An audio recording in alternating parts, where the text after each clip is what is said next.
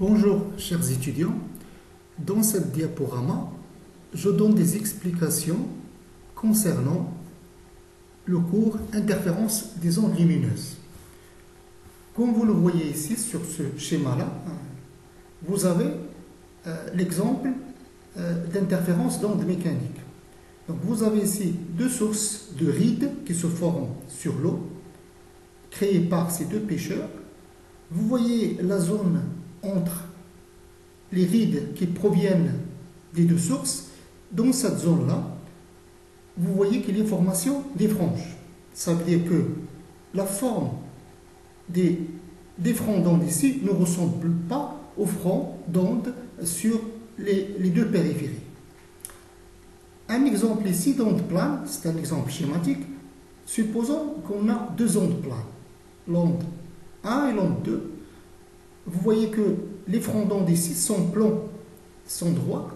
Alors, la zone d'intersection entre ces deux ondes planes, vous voyez qu'il se forme ici des taches ou bien des franges.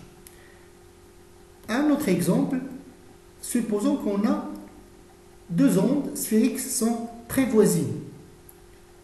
Alors, la zone où il y a interaction entre les fronts d'onde des deux sources, vous les voyez ici, ils sont formés par des taches ou bien des franges.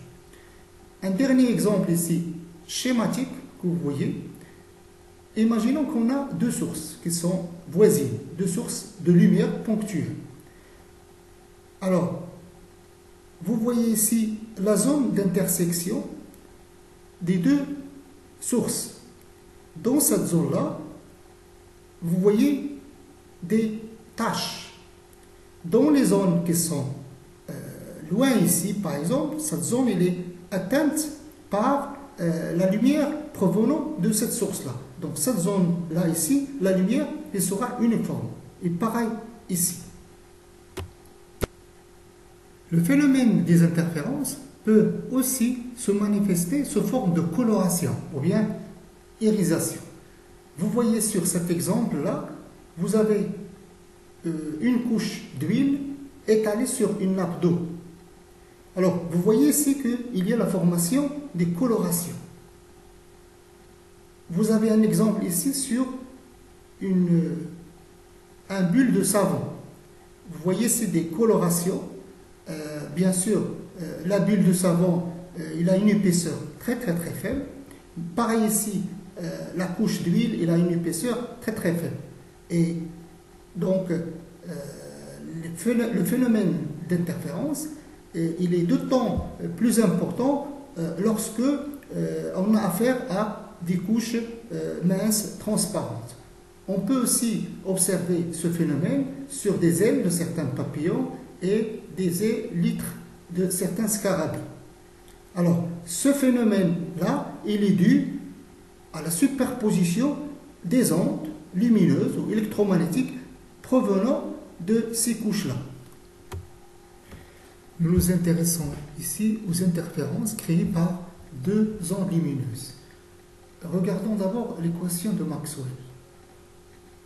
Donc, on voit que ça constitue une équation différentielle linéaire, et donc il vérifie l'équation ou le principe de superposition. C'est-à-dire que si Ψ1 est une solution de cette équation, qui représente une onde, et Ψ2 est une solution de cette équation, qui représente une deuxième onde, alors la somme de ces deux solutions, ça reste une solution de l'équation de Maxwell.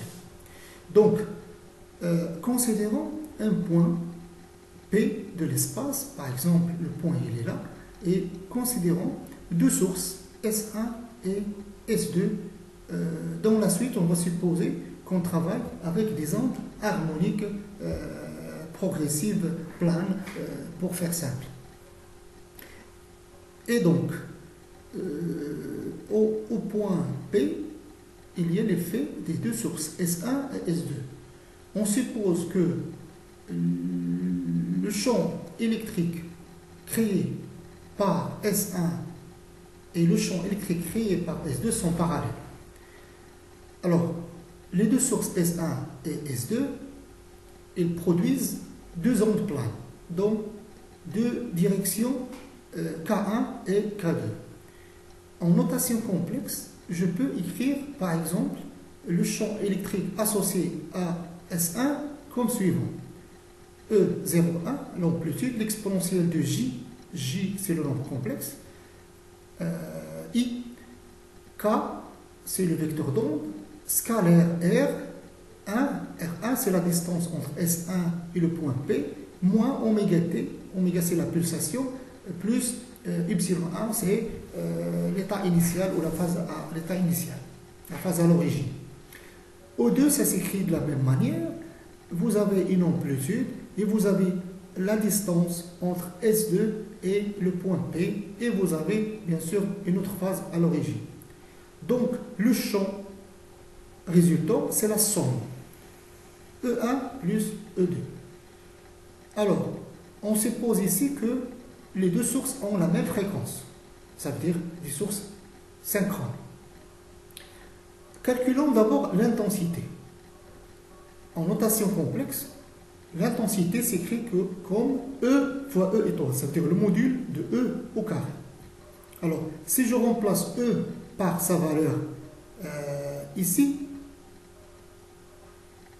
et j'effectue le produit de E fois E étoile ça veut dire E bar, conjugué. J'obtiens cette expression-là en utilisant bien sûr les propriétés des nombres complexes. Avec E1 fois E2 étoile, ça s'écrit sous cette manière-là. Ok? Regardons maintenant l'intensité moyenne. Donc, si j'effectue la moyenne de ce I-là, ça va être la moyenne de toute cette superposition. Ça va donner, donc, I moyenne, c'est E1 au carré en valeur moyenne, plus la valeur moyenne de E2 au carré, plus 2 fois la moyenne de la partie réelle de E1 fois E2 étoile. Alors, la valeur moyenne de E1 au carré, il n'est que l'intensité. C'est l'intensité de la source S1. E2, c'est l'intensité de la source S2. C'est la valeur moyenne de E2 au carré. La phase, vous voyez ici, dans la partie réelle de E1 fois E étoile, ça s'écrit sous la forme de l'amplitude E1, l'amplitude O2 et cosinus de la différence de phase. Donc la différence de phase, c'est la différence entre ça, la phase de l'onde 1 et la phase de l'onde 2. Je l'appelle phi. Donc finalement, l'intensité résultant de la superposition de ces deux sources, ça s'écrit comme I1, l'intensité de la source 1, et I2, l'intensité associée à la source S2, plus ce terme-là. Ce terme-là, c'est le terme d'interférence. Donc c'est ce terme-là qui fait que l'intensité I est différente de I1 plus I2. Donc l'intensité résultante des deux sources S1 et S2, c'est I1 plus I2 plus 2 racine carrée de I1 fois I2, la valeur moyenne de cosinus de phi. Alors, cette différence de phase phi, ça s'écrit sous cette manière-là. Vous voyez que je peux décomposer cette différence de phase en deux termes. Le terme qui contient R1, R2 et le terme qui contient les phases à l'origine. Alors, ce terme, K1, R1 moins K2, R2, c'est un terme qui dépend, bien sûr, des trajets entre S1P et S2P. La différence des phases à l'origine, epsilon1 et epsilon2, alors, la phase à l'origine, il peut être variante en fonction du temps. Alors, si psi1 dépend du temps et psi2 dépend du temps et la différence est aléatoire, donc la valeur moyenne de cosinus de phi, puisqu'il va contenir du temps, il va donner 0. Et donc, ce terme-là devient nul. Et on aura I1 plus I2 égale à I.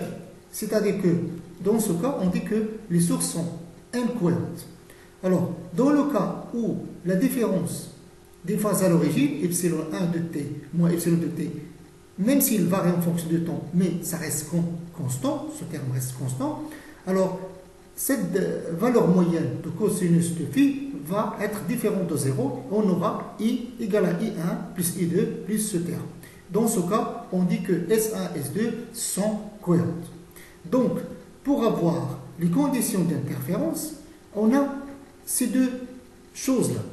D'abord, les deux sources doivent être cohérentes, c'est-à-dire que la différence des phases à l'origine doit être constante dans le temps, et les deux sources doivent être synchrones, c'est-à-dire qu'ils ont la même fréquence. Une petite remarque, si je considère par exemple deux sources qui sont indépendantes, qui n'ont rien à voir, ça veut dire ils ne sont pas issus d'une même source primaire. Donc s'ils sont différentes, les relations de phase ou la phase à l'origine, la différence entre les phases à l'origine, ça sera une fonction aléatoire du temps. Et donc, la valeur moyenne, ça va donner 0. Et donc, l'intensité, ça va être la somme. Et donc, si je prends deux sources qui sont indépendantes, ils ne donneront jamais des interférences. Pour expliquer de façon simple les interférences à deux ondes, on utilise le dispositif de Young. Alors, ce dispositif est constitué d'une source de lumière et d'un écran, ici que vous voyez, percé. Cet écran il est percé de deux fentes ou deux trous, S1, S2. Les deux sources, ou les deux trous sont très très rapprochés. Ces deux sources-là, S1 et S2, peuvent être considérées comme des sources de lumière secondaire provenant de S. Donc si on est dans cette partie-là, on ne voit que S1 et S2. Alors, ces deux sources, S1 et S2, sont synchrones parce qu'ils sont issus de la même source, la source primaire. Et la distance entre S1 et S2, elle est tellement petite. Et on peut considérer que donc, les conditions de la cohérence sont réalisées. Et donc S1 et S2 sont deux sources cohérentes. Alors, vous voyez ici, sur cette zone-là, en marron, cette zone-là est caractérisée par le fait qu'il est semé de deux sources. Donc, si on met un écran ici, dans cette partie-là, en marron, vous aurez la superposition de S1 et S2. Dans la partie ici en bleu, vous avez uniquement l'intensité ou bien l'effet de S1. Ici en vert, vous avez l'intensité due à S2. Ça, c'est un schéma. Donc le schéma ici, c'est un schéma, c'est une coupe de ce qui se passe au niveau réel. Donc, d'après ce qu'on a vu pour la superposition de deux ondes cohérentes, nous avons l'intensité donc peut s'écrire sous cette manière. I1 plus I2 plus 2 racine carrée de I1 fois I2 fois cosinus de phi. Alors, maintenant, on va essayer de voir c'est quoi le phi ici. Alors, le phi, d'après sa définition, ça s'écrit sous cette manière. Phi, c'est K scalaire R2 moins R1. D'accord? On va supposer que la phase à l'origine de S1 à S2, ces phases-là sont nulles. Ok? Maintenant, ce phi-là peut s'écrire sous cette manière-là, car le K1 et K2, on va supposer qu'ils sont parallèles avec l'axe des Z, parce qu'on va considérer un écran qui est loin des sources. Donc, dans le dispositif de Young, on considère un écran très éloigné des deux sources S1 et S2. Alors, regardons ce schéma-là. Vous voyez que ce R2 moins R1, c'est cette distance-là. Donc ça, c'est R2, ça, c'est R1. La différence, hein, avec une approximation, je peux dire ça, c'est la projection de S1 ici, sur ce rayon-là. Et donc, ce S2H, c'est R2 moins R1. Imaginons que je repère la position du point P par cet angle θ. Là, S1, S2, sa distance, je l'appelle A. Ici, c'est le milieu de S1, S2. Donc, cet angle-là, c'est θ. On peut démontrer facilement que cet angle-là, que vous voyez ici entre S1, S2 et S1H, est égal à θ parce que c'est un angle qui est formé avec ces droites-là, cette droite-là, cette droite-là, et cette droite-là, et cette droite-là. Donc, ce sont des angles formés par des droites qui sont perpendiculaires. Donc, cet angle-là, c'est θ. Donc, sinus de ce θ, c'est ça, divisé par ça. Et donc, on peut conclure que le R2 moins R1 est égal à A sinus θ. L'angle θ étant petit, sinus de θ, on peut le confondre avec tangente θ. Ce tangente θ, je le vois ici, c'est x, grand X, divisé par grand D. Et donc, R2 moins R1, l'écart de distance, qui s'écrit sous la forme A sinus θ, peut donc se confondre avec cette expression A grand X sur D. Alors, ce R2 moins R1, c'est la différence de masse. Ça veut dire c'est l'écart entre la distance des deux sources au point considéré. Alors, dans l'air, l'indice est égal à 1 et donc la différence de distance, c'est la différence des chemins optiques ou la différence de marche. La phase ou la différence de phase, je peux l'écrire sous la forme de pi sur lambda fois delta, donc il s'écrit sous cette forme-là. Et donc l'intensité I ayant cette forme-là, puisque phi il dépend de x, donc l'intensité dépendra de x. Ça veut dire l'intensité sur l'écran ici va dépendre de la position du point par rapport à cet axe-là. Cherchons maintenant les valeurs extrémales de l'intensité. L'intensité est maximale lorsque le cosinus de phi est égal à 1. Dans ce cas, on a phi égal à 2mπ, donc les valeurs prises par phi, et donc on peut écrire cette forme-là, phi égale à 2mπ, et ça est égal à 2π sur lambda fois delta, et donc on peut trouver les valeurs correspondantes à phi égale à 2mπ. Alors ces valeurs-là, c'est la différence de marche est égale à m lambda. Et donc, puisque la différence de marche est une fonction de x, ici, là, donc je peux trouver la position ou les positions de x qui correspondent à une intensité maximale. On trouve cette valeur m lambda t sur a. M, c'est un entier qui peut être positif ou négatif. Donc, l'intensité finalement, lorsque on a cosinus de phi égale à 1, peut aussi s'écrire sous cette forme-là. Ça, je peux l'écrire sous la forme racine carrée de I1 plus racine carrée de I2 au carré. Donc vous voyez que l'intensité ici, il est supérieur à I1 plus I2. Regardons maintenant le cas extrême, c'est-à-dire l'autre cas extrême, l'intensité minimale. Alors dans ce cas, j'ai la valeur de cosinus de phi égale à moins 1. Et donc vous voyez que le signe plus devient signe moins 1. Phi donc doit avoir cette forme-là. 2m plus 1 fois pi, avec m bien sûr appartenant à z. Et donc ça correspond à delta est égal à 1 plus 1 demi lambda. Ça veut dire que delta est un nombre demi-entier fois lambda. Le x correspondant s'écrit donc sous cette manière-là, le demi-entier fois lambda t sur a.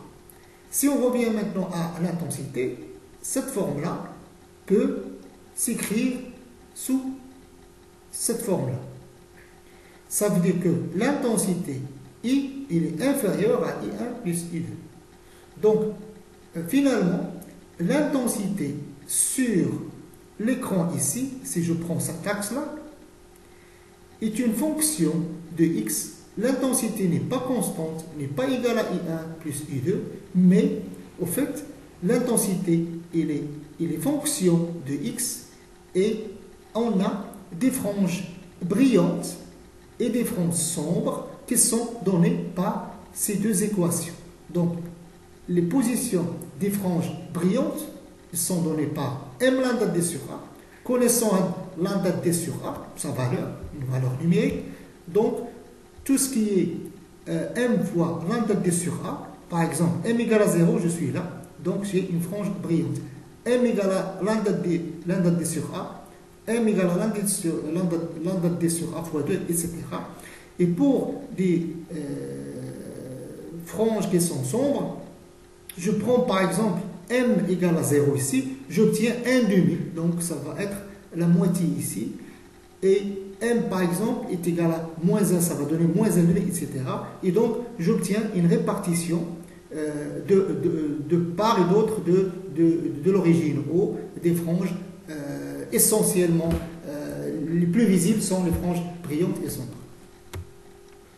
Dans le cas des dispositifs des fentes de Young, nous avons les intensités I1 et I2 des deux sources, S1 et S2, sources secondaires, elles sont égales. Donc, on pose I1 égale à I2 égale à I0, et l'intensité résultante maintenant peut s'écrire sous cette manière, de I0, 1 facteur de 1 plus cosinus de phi, ou encore il peut s'écrire aussi sous la forme d'un 4I0 cosinus au carré de phi sur 2. Alors, l'intensité maximale s'obtient lorsque cosinus de phi égale à 1. Et donc, Imax égale à 4I0. Et dans ce cas, on obtient des franges brillantes. L'intensité minimale s'obtient pour cosinus de phi égale à moins 1, donc I égale à 0, donc l'intensité nulle, et donc sont des franges sombres.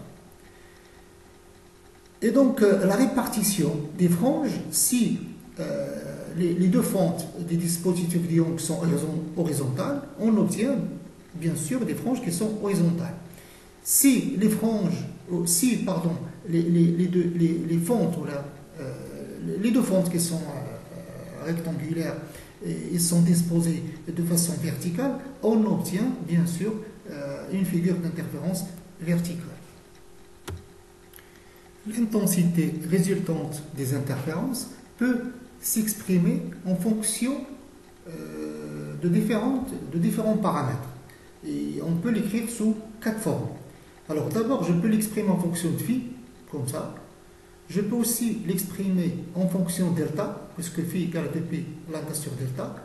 Je peux l'exprimer en fonction de p, voilà, et p c'est delta sur lambda. P c'est un nombre qui n'a pas d'unité, au fait, qui s'appelle ordre d'interférence. Alors, l'ordre d'interférence, c'est quoi? Au fait, c'est la différence de marche, donc la différence entre la distance S2P et S1P divisé par lambda. Ça veut dire il y a combien de lambda dans cet écart de distance. Je peux aussi exprimer l'intensité, bien sûr, en fonction de x directement. Et donc, finalement, les positions des franges brillantes peuvent s'exprimer comme ça, en termes de phase, phi égale à 2mp, ou bien en termes de différence de marche, m lambda, ça veut dire c'est un multiple entier de lambda, ou bien en termes d'ordre d'interférence, c'est un entier, et ça nous donne la position des franges brillantes, comme ça, m lambda t sur a. Pour les franges sombres, pareil, ils correspondent à phi égale à 2m plus 1pi. La différence de marche, c'est un demi-entier fois lambda. L'ordre d'interférence, c'est demi-entier. Et les franges sombres sont données par cette équation. Maintenant, l'interfrange. Puisque la répartition des franges d'interférence, la répartition est régulière, donc vous voyez que la distance entre les franges, entre deux franges brillantes, est constante. Et c'est la même chose pour les franges sombres. Donc pour trouver le pas, disons la distance entre deux franges brillantes consécutives ou bien deux franges sombres consécutives, on peut utiliser la forme ici littérale, la différence entre les abscisses de deux franges qui sont consécutives. Donc I, c'est x, par exemple, de la frange brillante m plus 1, moins x de la frange brillante m. En utilisant l'expression de x en fonction de m, j'obtiens finalement I égale à lambda d sur A. Donc l'interfrange est égal à lambda d sur A. Donc je représente ici un schéma simplifié du dispositif du fond de Young. Donc vous avez la source, vous avez les deux trous, S1 et S2, et vous avez l'écran ici. Donc les franges seront disposées sur cet écran-là. Donc elles seront perpendiculaires à cet écran-là. Ce sont des droites, donc placées perpendiculairement à l'écran. Leurs équations, on les a déjà obtenues. Maintenant, une notion aussi importante qu'on retrouve dans des exercices, c'est la frange centrale. Alors, la définition de la frange centrale qu'on va utiliser, c'est la suivante. La frange centrale, elle correspond à une différence de marche qui est égale à 0.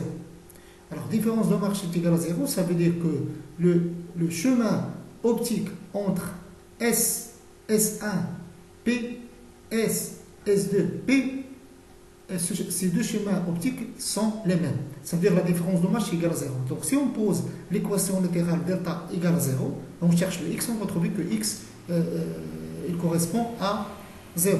Et donc, la frange centrale ici, elle est située au centre. Que devient maintenant la frange centrale si on déplace par exemple cette source primaire? Alors, imaginons qu'on fait un petit déplacement à S. Ce déplacement, on le suppose dans le sens vertical, ascendant. Le petit déplacement est supposé très négligeable ou très inférieur à la distance entre le plan de S et le plan de S1, S2. Alors, dans ce cas, on doit reprendre le calcul de la différence de marche pour calculer la différence de phase. Donc, les étapes suivantes, nous avons phi égale à 2pi sur lambda delta. Delta, c'est la différence de marche qu'on peut l'écrire sous la forme de R2 moins R1. Avec R2, c'est le chemin optique ou bien la distance, puisque ici on travaille avec un indice égal à 1. Donc la distance S, S2 plus S2P moins S, S1 plus S1P. Cette différence peut s'écrire sous cette forme-là. Donc la première différence, disons S, S2 moins S, S1, S, S2 moins S1, donc cette différence c'est ça. C'est ce segment-là. Ce segment-là, on l'a déjà calculé, si vous voulez, dans les slides précédents. Et donc, cette distance-là, je peux l'exprimer en fonction de H et de D. Et ça s'écrit sous la forme H fois A, H fois A, cette distance-là, fois D. La distance maintenant, ou bien la différence de distance, ou la différence du chemin optique entre S2P et S1P, on l'a déjà calculé, ça correspond à cette projection-là, et on l'a déjà calculé, c'est AX sur D. Donc finalement, la différence du chemin optique, ça s'écrit AX sur D plus HA sur petit d. Donc ça c'est petit d, grand D c'est la distance entre le plan qui contient les deux sources et l'écran. Donc maintenant, la frange centrale est obtenue en posant delta égale à 0. Donc delta égale à 0 correspond à x égale à moins ht sur 1. Donc c'est un x négatif. Donc ça veut dire que la frange centrale, ça veut dire la frange où la différence de marche est égale à 0, ça correspond à ici. Il est situé maintenant, il est situé en bas, si vous voulez, dans les abscisses x négatives. Et donc, la figure d'interférence, puisque toute la figure d'interférence se déplace de la même façon. Donc le déplacement de la figure d'interférence, il est équivalent au déplacement de la frange centrale. Donc si on calcule le déplacement de la frange centrale, c'est bon, donc tout le système d'interférence se déplace de la même quantité. Ok. Maintenant, si on considère un déplacement dans le sens contraire, par exemple un déplacement vers le bas, la frange centrale, on fait un calcul similaire, on va arriver à au résultat que la frange centrale se trouve maintenant en haut. Donc finalement, comme conclusion, le système de frange se déplace du côté opposé au déplacement. Si je déplace en haut, le système de frange se déplace en bas. Alors, cet exercice, il est traité dans le TD, dans la série 2. Il y a cette partie-là et une autre partie où on met une lame mince de verre devant, par exemple, ligne du source S1, S2. Bon, ici, je présente quelques dispositifs d'interférence à source secondaire qui sont équivalents aux dispositifs de Young. Alors, je commence par le miroir de Lloyd. Ce dispositif est constitué d'un miroir blanc perpendiculaire à l'écran et nous avons une source ponctuelle ou étendue ou une fente et nous posons un écran ici.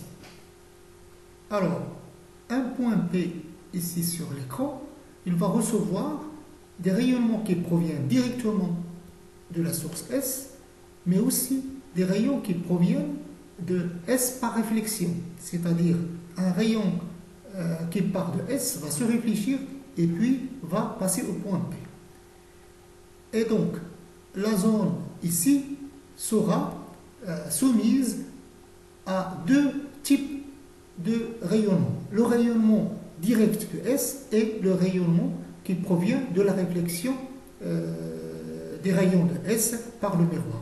Alors, les rayons qui proviennent par réflexion peuvent être regardés comme s'ils proviennent d'une source S', comme on le fait dans l'optique géométrique. Donc, tout rayon qui provient de S et se réfléchit, on aura l'impression de le voir venir de S'. Et donc, le système entier, il est équivalent à la source S et une source S' qu'on imagine et qui va donner des rayonnements. Et donc, le système, ici, il est équivalent aux deux sources de Young, S et S', avec S' et l'image de S par réflexion sur le miroir. La distance entre les deux sources, bien sûr, elle est petite parce que cette distance H, elle est très petite. C'est parmi les conditions de réalisation de cette expérience. Et donc, SS' égale à 2H. On pose par exemple SS' égale à A. Alors maintenant, calculons la différence de marche ou la différence de phase. La différence de phase maintenant, au fait, elle est composée de deux termes. Il y a un terme géométrique et un terme optique. Pourquoi? Parce que le champ associé au rayon réfléchi ici, il subit une inversion. Et donc, si on considère par exemple le champ qui provient de S et E, alors le champ ici, après réflexion, au fait, le E', il s'inverse. Il y a un signe moins ici, parce qu'il va changer de sens, parce qu'il va se retourner sur lui-même, parce qu'il y a une réflexion. Et donc, je peux introduire ce signe moins dans l'argument de cosinus. Je peux ajouter pi. Et donc, vous voyez que la phase du champ associé à l'onde après réflexion, elle a subi l'addition du terme pi. Et donc, la différence de phase entre le champ électrique E et le champ électrique E', c'est la différence de phase qu'on connaît, qu'on a déjà étudié, c'est la différence de phase géométrique, plus pi. Donc ce pi, il provient d'ici. Et donc, La différence de marche, c'est lambda sur 2p fois phi, et donc la différence, disons, de marche peut aussi s'écrire sous la forme différence de marche géométrique, déjà calculée dans le cas des fonds de Young, plus une différence de marche optique. Cette différence de marche optique, c'est l'équivalent de pi ici en termes de phase. Ça veut dire, je multiplie lambda sur 2pi fois pi, et je vais avoir lambda sur 2. La différence de marche géométrique, c'est ax sur t, c'est ce qu'on a trouvé dans les fonds de Young, pour les fonds de Young, pardon. Et donc, finalement, la différence de marche, ça s'écrit de cette manière-là, et à partir de cette différence de marche, cette différence de phase, on peut trouver les positions des franges sombres et des franges brillantes. Alors cet exemple-là, il est traité normalement dans la série de DTD. Maintenant, regardons la zone où on peut avoir le phénomène d'interférence. Alors, les rayons qui proviennent de S et qui se réfléchissent sur le miroir, d'accord, leur zone, elle est limitée. Donc, les rayons qui proviennent par réflexion, ils sont situés entre l'extrémité ici A du miroir et l'extrémité B. Et donc, les interférences, on ne peut les avoir que ici, dans cette zone-là. D'accord? C'est la zone où il y a les rayons qui proviennent de S', puisque S, ici, il élimine tout l'espace. Si on pose un écran ici, vous voyez que la partie qui est atteinte par les rayons réfléchis, c'est cette partie-là. C'est là où on aura des interférences. Ici, par exemple, dehors, et là, en bas, on n'aura pas d'interférence. Et donc, cette zone-là, on peut la calculer selon la distance entre le miroir et l'écran, et on peut même calculer le nombre de franges brillantes et le nombre de franges sombres dans cette zone. Donc cette question, elle est traitée dans cet même exercice. Le dispositif des miroirs de Fresnel est composé de deux miroirs plans.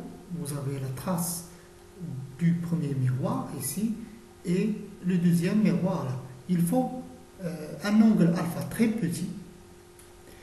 Alors, si on met devant ce dispositif-là une source S lumineuse, on aura de la lumière qui va se réfléchir sur le miroir M1 et d'autres rayons qui vont se réfléchir sur le miroir M2. Ces ensembles de rayons réfléchis vont se rencontrer ici, si on met un écran. Et donc, on aura des interférences entre les rayons qui sont réfléchis par M1 et ceux qui sont réfléchis par M2. Alors, le schéma simple consiste à prendre l'image de S1. S1, c'est l'image de S par le miroir 1, et S2, c'est l'image de S par le miroir M2.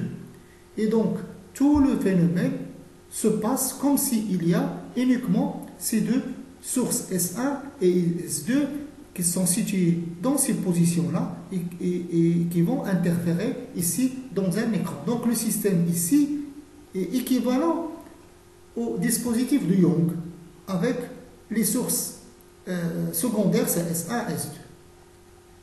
Bien sûr, ici, on ne compte pas la lumière qui provient directement de S. Donc, pour maintenant calculer la différence de marche, on est amené à calculer la distance S1, S2. Alors, la distance S1, S2, ça se calcule de la manière suivante. Vous avez cet angle-là, c'est alpha, ok. La distance entre S, si vous voulez, et l'arête, c'est grand R. Donc, on peut utiliser les propriétés de l'optique géométrique, puisque ici, ce S-là, va tourner de 2 alpha, bien sûr, parce que l'angle entre M1 et M2 c'est alpha. Donc S1 c'est l'image de S par le premier miroir. M2 c'est l'équivalent de la rotation de M1 d'un angle alpha. Et donc l'image S1 va tourner de 2 alpha. Et donc cet angle-là, c'est 2 alpha, l'angle entre S1, S2 et l'arête. Alors, je peux utiliser cette propriété-là, tangente de 2 alpha est égale à S1, S2 divisé par R. Le alpha il est petit, donc 2 alpha est petit, donc tangente de 2 alpha égale à 2 alpha, à peu près. Et donc, on a S1, S2, cette distance-là, entre les deux sources, maintenant secondaires, c'est 2 alpha R. Et donc, le champ d'interférence, c'est dans cette partie-là, on met l'écran. Et donc, puisqu'on a S1, S2, ça y est, on peut calculer donc les positions des franges, brillantes, sombres, etc. Donc, le problème se ramène au dispositif des deux fonds d'Young. Pour le biprisme de Fresnel, il est constitué par 2 prismes qui sont identiques avec l'angle au sommet alpha. Cet angle-là, il est très très petit. Et donc, d'après les propriétés des prismes en optique géométrique, nous avons la déviation, lorsque l'angle alpha est petit, la déviation elle est constante. La déviation d'un rayon lumineux quelconque qui traverse le prisme, il aura une déviation indépendante de l'incidence. Et donc, dès la déviation d'un rayon quelconque, c'est n-1 fois alpha. Donc, si je prends une source principale ou primaire ici, alors tout rayon qui part, par exemple, ici et va vers le prisme, il va être incliné vers le bas avec cette déviation. Ok? Donc, si je considère, pour simplifier, ce rayon-là, qui est horizontal, il va être dévié vers le bas avec la déviation D. Finalement, tous les rayons qui proviennent, qui partent de S et qui vont, si vous voulez, taper dans le prisme, ils vont être inclinés un peu en bas avec un angle égal à la déviation. Et donc, c'est tous les rayons qui proviennent de S, c'est comme s'ils viennent de S1. Même chose, le même phénomène se produit pour S2. Mais ici, on inverse la situation, puisque tout rayon qui part de S et tape ici, il va aller toujours vers la base. Et on a toujours la même déviation. Et donc, finalement, nous aurons ici, en cet espace-là, c'est comme s'il y a 2 sources, S1 et S2. Cette source n'existe plus. Donc, on a 2 sources secondaires cohérentes. Donc, le système il est équivalent au dispositif de fond de Young. Alors, le plus important ici, c'est le calcul de la distance A entre S1 et S2. Alors, le calcul ici, il est simple, puisque je constate que la déviation, c'est là. Donc, ici, c'est 2 fois D. La déviation, elle est faible, puisque la déviation en relation avec alpha, elle est petit, N-1 n'est pas grand, et donc, tangente de D, elle est équivalente à D. Alors, calculons tangente de D. Nous voyons ici que tangente de D, par exemple ici, là, ça c'est D, égale à cette distance-là, qui est égale à A sur 2, divisé par la distance petit d. Et donc, je peux dire que la distance S1, S2 est égale finalement à 2 petit d, N-1 fois alpha. Le champ d'interférence, c'est toute la zone là, et il est limité bien sûr par, si vous voulez, les droites S2A à l'écran et S1A à l'écran.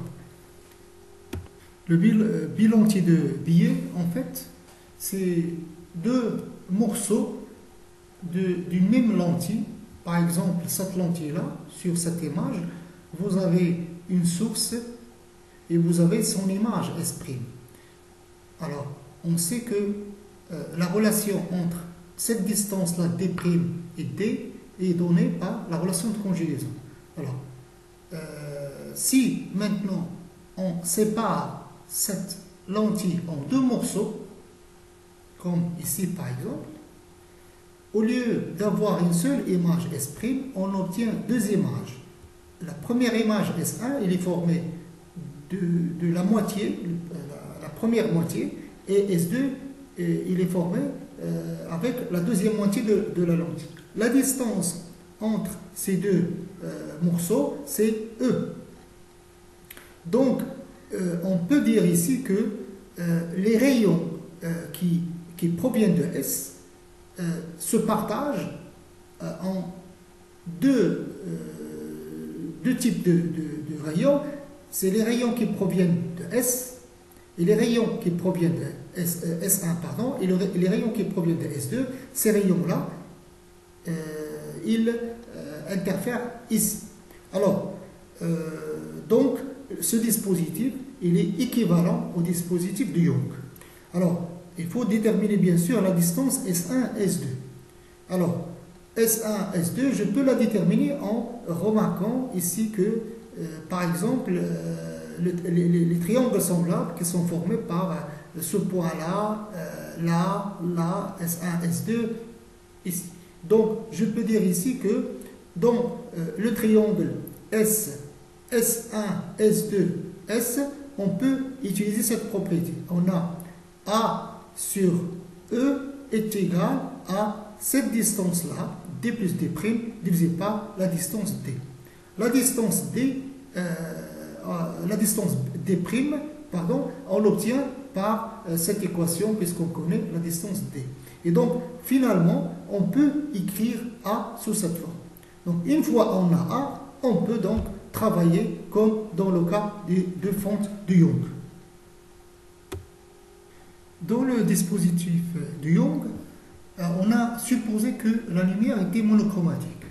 Si, par exemple, on a affaire à une lumière rouge, on aura bien sûr un ensemble de franges brillantes et sombres de couleur rouge. Considérons maintenant le cas où la source n'est pas monochromatique. Par exemple, si on suppose que la source est une lumière blanche. Alors dans ce cas, puisqu'on sait que la lumière blanche est un ensemble de radiation qui s'étale dans le visible, donc chaque longueur lambda va donner une figure d'interférence avec sa couleur propre à elle. Par exemple, le bleu va donner le bleu, le rouge va donner le rouge. Alors, puisqu'on a une superposition de toutes les figures, il n'y a pas, bien sûr, il n'y a pas de cohérence entre les différentes longueurs d'onde.